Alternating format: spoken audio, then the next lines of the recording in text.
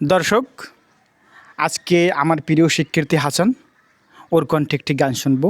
হাসান, তুমি আমাদেরকে এখন একটি গান গেয়ে শোনাও, বলো।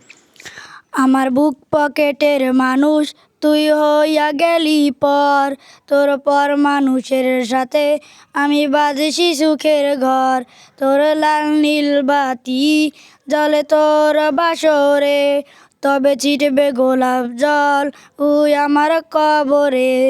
আমি পারি না সইতে, আমি পারি না কইতে, আমার বুকের ভিতরে ওই জ্বলছে আগুন যে, আমার হৃদয়ে পোড়া কষ্ট জ্বলে আমার ভিতরে। আমি পারি না সইতে, আমি পারি না কইতে। খুব চমৎকার, খুব চমৎকার একটি গান গেয়েছে। ওর গানটি কেমন হয়েছে আপনারা অবশ্যই কমেন্ট করে জানাবেন। ধন্যবাদ।